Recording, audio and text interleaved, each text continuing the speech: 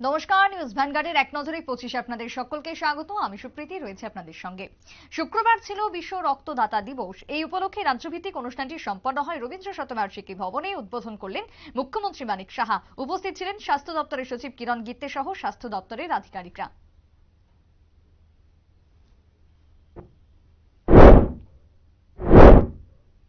ভোটের আগে ফুলঝুরি আশ্বাস থাকে নেতা মন্ত্রীদের, কিন্তু ভোট শেষ হলে জাকার্তায়, যার কারণে বেকার যুবক যুবতীদের আন্দোলন দেখলে ক্ষেপে ওঠেন রাজ্যের মন্ত্রী বিধায়করা। চাকরি চাইতে গেলেই পুলিশ দিয়ে তুলে নেওয়া হয় আন্দোলনকারীদের। 2018 সাল থেকে এই ট্রেডিশন শুরু হয়েছে, তা বর্তমানেও চলছে। মানিক যুগে আবারও বেকার চাকরি প্রাপকদের গ্রেপ্তার করার অভিযোগ উঠল বৃহস্পতিবার।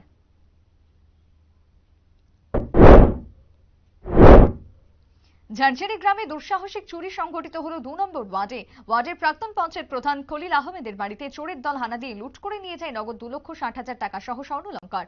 চুরি যাওয়া সামগ্রীর বাজার মূল্য আনুমানিক 6 লক্ষাধিক টাকা বলে জানিয়েছেন তিনি। মধ্যরাতে চোরের দল চুরি সংঘটিত করেছে বলে অনুমান।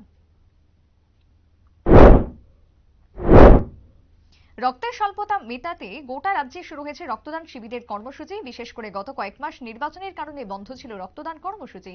তবে এবার রাজধানী সহ গোটা রাজ্যে শিবির অনুষ্ঠিত হচ্ছে দ্রুততার সাথে। শুক্রবার রাজনগর মোটর স্ট্যান্ডে ডেভেলপমেন্ট সোসাইটির উদ্যোগে অনুষ্ঠিত হলো রক্তদান শিবির।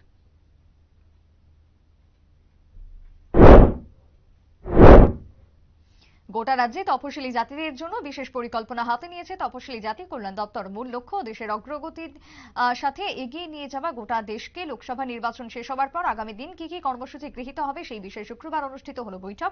দপ্তরের মন্ত্রী সুধাংশু দাসের পৌরোহিত্যে গোর্খা বস্তিতে অনুষ্ঠিত হলো পর্যালোচনা বৈঠক।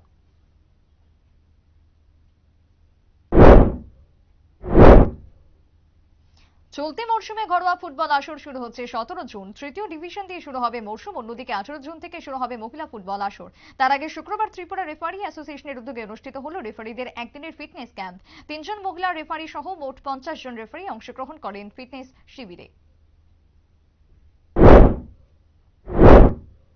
14 জুন গোটা দেশের বাম যুব সংগঠন পালন করল চে গুয়েভারের জন্মদিন। উপলক্ষে সকালে ছাত্র যুব ভবনে অনুষ্ঠিত হয় অনুষ্ঠানে এসএফআই, টিএসইউ, ডিওয়াইএফআই সহ টিওয়াইএফ এর উদ্যোগে গুয়েভারের প্রতিকৃতিতে অর্পণ করা হলো পুষ্পার্ঘ্য। বিকেলে আলোচনা সভা অনুষ্ঠিত হলো ছাত্র যুব ভবনে।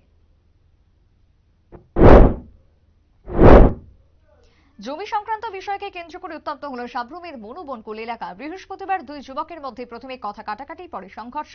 এরই মাঝে গুরুতর আহত হলেন 65 বছরের নির্মল দেবনাথ। রক্তাক্ত নির্মল দেবনাথকে আশঙ্কাজনক অবস্থায় নিয়ে যাওয়া হয় জিবি হাসপাতালে।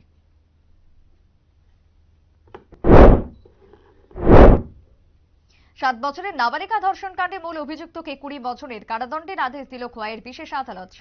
সাথে করা হলো জরিমানা 50,000 টাকা এবং অনাদায়ী অতিরিক্ত 6 মাসের জেল। নতুন ঘটনা ঘটে 19 এপ্রিল মুঙ্গিয়াকামি থানার অন্তর্গত 36 মাইল এলাকায়। 7 বছরের নাবালিকাকে ধর্ষণ করেছিল 65 বছরের বজেন্দ্র দেব বর্মা। প্রায় 2 মাস অতিক্রান্ত হবার পর অবশেষে মূল অভিযুক্তের সাজা ঘোষণা করায় খুশি এলাকাবাসী। চলতি টি-20 বিশ্বকাপের জয়ের স্বপ্ন অধরায় রয়ে গেল শ্রীলঙ্কা দলের। সুপার 4-এর দৌড়ে ছিটকে গেল দল। বাংলাদেশের কাছে নেদারল্যান্ডস হেরে যাবার পরই স্বপ্নের দূর থেকে ছিটকে যায় শ্রীলঙ্কা বাহিনী, যার কারণে আবারও টি-20 বিশ্বকাপ হাতছাড়া হলো শ্রীলঙ্কা দলের। এশিয়া কাপ হাতছাড়া হবার পর ভারতের মাটিতে শ্রীলঙ্কা দল হাতছাড়া করেছিল এক দিবসীয় বিশ্বকাপ।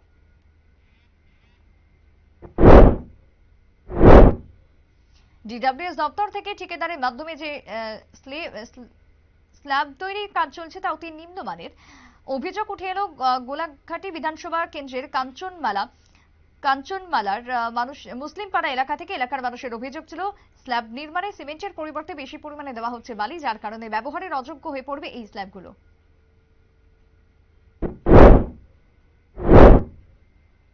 ব্যাটারি চুরির হিড়িক লেগেছে গোটা রাজ্যে, তার সাথে বিশালগড়ে রয়েছে। গত বেশ কয়েকদিন আগে নিহাল চন্দ্রনগর এয়ারটেল টাওয়ারের ব্যাটারি চুরি হয়েছিল। বৃহস্পতিবার রাতে তারই পুনরাবৃত্তি ঘটে বিশাল সুনামগঞ্জ বাজার এলাকায়। শুক্রবার সকালে দেখা যায় টাওয়ারের 20টি ব্যাটারি চুরি হয়ে গেছে। খবর পেয়ে ঘটনাস্থলে পৌঁছায় পুলিশ, কিন্তু রাত পর্যন্ত কাউকে গ্রেপ্তার করতে পারেনি চুরি কাণ্ডে পুলিশ।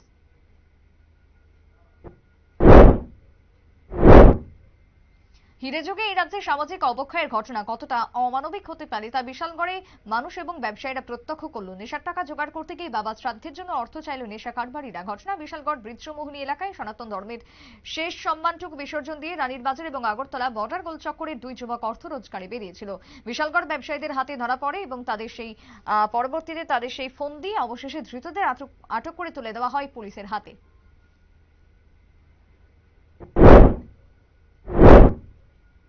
দুস্থ এবং দুর্ঘটনাগ্রস্ত রোগীদের সাহায্যে এগিয়ে এলো রাজ্যের গর্ব টিএসআর এবং পুলিশ বাহিনী, যার কারণে শুক্রবার বিশালগড়ের অগ্নি নির্বাপক দপ্তরের কর্মীরা অটো দুর্ঘটনায় আহত রোগীকে হাসপাতালে নিয়ে যেতে হিমশিম খায়। যেখানে ঈদ উপলক্ষে বিশালগড় গরুবাজারে জমেছিল ভিড়, সেখানে দায়িত্বে থাকা টিএসআর এবং পুলিশ কেন এগিয়ে এসে অগ্নি নির্বাপক দপ্তরের গাড়িকে সাহায্য করলো না তা নিয়ে উঠেছে একাধিক প্রশ্ন।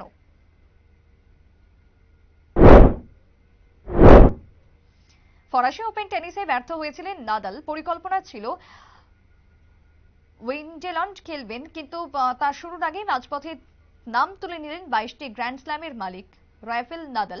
সম্ভবত প্যারিস অলিম্পিকে ঝড় তুলতে মাঠে নামবেন এই কিংবদন্তি টেনিস তারকা, তাই চোট সমস্যা সারিয়ে উঠতেই উইম্বলডন থেকে নিজেকে সরিয়ে রাখলেন তিনি।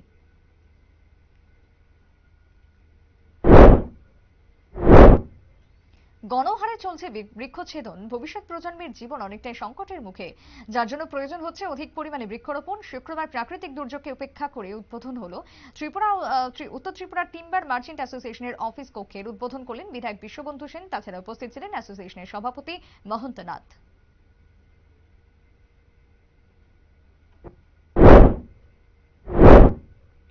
সরকারিভাবে রাজ্য স্তরে এখনো অনুষ্ঠিত হয়নি শাসক বিজেপি দলের বিজয় মিছিল। বিভিন্ন সংগঠনগুলির উদ্যোগে বিভিন্ন প্রান্তে চলছে বিজয় উৎসবের কর্মসূচি। কল্যাণপুর বিধানসভা কেন্দ্রের গুমরাইছড়া এলাকায় অনুষ্ঠিত হলো বিজয় মিছিল। ইন্ডিয়া জোটের বিপুল জয়কে অভিনন্দন জানিয়ে এই বিজয় মিছিলে অংশ নেন বিধায়ক পিনাকি দাস চৌধুরী।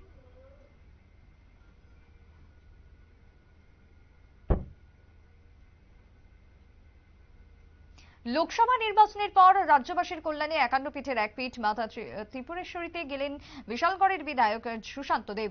যুব মোর্চার সচিব পার্থ দেব উপস্থিত ছিলেন। বিশালগড় মণ্ডল সহসভাপতি জিতেন্দ্র চন্দ্র সাহা থেকে শুরু করে প্রত্যেকে ত্রিপুরেশ্বরী মন্দিরে পুজো দিলেন।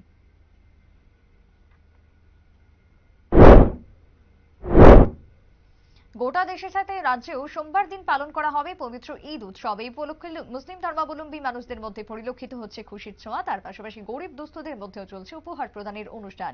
শুক্রবার ঈদ উপলক্ষে উদয়পুর জামে মসজিদ এলাকায় গরিবদের মধ্যে বস্ত্র বিতরণ করা হলো, শাড়ি কাপড় এবং লুঙ্গি বিতরণ করা হলো। জানালেন খিদমত আল ইনসান ফাউন্ডেশনের উদ্যোগে দুস্থদের মধ্যে বিতরণ করা হলো এই সামগ্রী। উপস্থিত ছিলেন ফাউন্ডেশনের চেয়ারম্যান জালাল মিয়া সহ অন্যান্যরা। দেশ ও রাজ্যের বিভিন্ন প্রান্তের সেবামূলক কাজে নিয়োজিত রয়েছে এনএসএস ইউনিট। স্কুল স্তর থেকে বিশ্ববিদ্যালয় পর্যন্ত নিরলসভাবে তারা কাজ করে চলেছে। আমবাসাতে শুক্রবার এমনটাই ছবি পরিলক্ষিত। চাঞ্জাইপাড়া দ্বাদশ শ্রেণী বিদ্যালয় এনএসএস ইউনিটের পক্ষ থেকে আমবাসা ব্লকের 4.5 মাইল এলাকায় দুস্থদের মধ্যে বিতরণ করা হলো খাদ্য সামগ্রী, বস্ত্র এবং ছাতা। এলাকার বনসাইপাড়ায় 3 পরিবারের হাতে তুলে দেওয়া হলো সাহায্য সামগ্রী। ঘূর্ণিঝড় রেমালের প্রভাবে ক্ষতিগ্রস্ত হয়েছে কৃষ্ণনগর বিধানসভা কেন্দ্রের অন্তর্গত 22 এলাকা।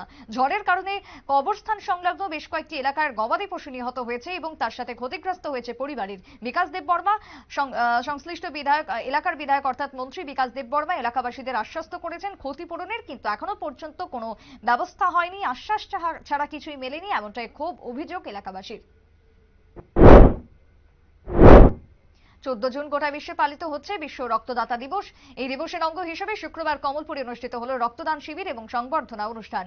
কমলপুর ব্লাড ডোনার্স অ্যাসোসিয়েশনের উদ্যোগে আয়োজিত শিবিরের উদ্বোধন করেন বিধায়ক মনোজ কান্তি দেব। উপস্থিত ছিলেন কমলপুর নগর পঞ্চায়েতের চেয়ারম্যান প্রশান্ত সিনহা সহ আরো অনেকেই। অনুষ্ঠানে 100 জন রক্তদাতাকে সংবর্ধিত করা হয়। অনুষ্ঠানে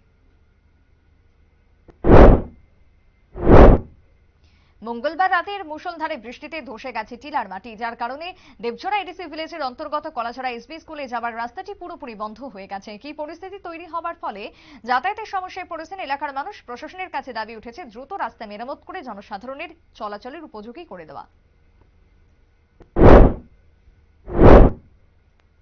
রাস্তা নির্মাণে হয়েছে অনেক অনিয়ম। জল নিকাশি ব্যবস্থা না থাকার কারণে রাস্তায় দাঁড়িয়ে যাচ্ছে জল। কৈলাসহর কুমারঘাট 208 জাতীয় সড়কের এই পরিস্থিতি উন্নতির দাবিতে পথ অবরোধে বসল স্থানীয় জনসাধারণ। গৌরনগর এলাকার এই অবরোধের খবর পেয়ে ঘটনাস্থলে পৌঁছায় টিএসআর, পুলিশের সহ দপ্তরের আধিকারিকরা। মহকুমা শাসক এবং অতিরিক্ত মহকুমা শাসকের ডাকে সাড়া দিয়ে পৌঁছায় নির্মাণ সংস্থার কর্মীরা। গত 5 জুন গোটা বিশ্ব দেশের সাথে পালিত হয়েছে বৃক্ষরোপণ বিশ্ব পরিবেশ দিবস এবং দিবসকে সামনে রেখে প্রতিনিয়ত চলছে বৃক্ষরোপণ অনুষ্ঠান। শুক্রবার কাঁকড়াবন এবিভিপির পক্ষ থেকে কাঁকড়াবন থানা এবং বিভিন্ন সরকারি প্রতিষ্ঠানগুলিতে অনুষ্ঠিত হয় বৃক্ষরোপণ কর্মসূচি। উপস্থিত ছিলেন কাঁকড়াবন থানার পুলিশ আধিকারিকরা।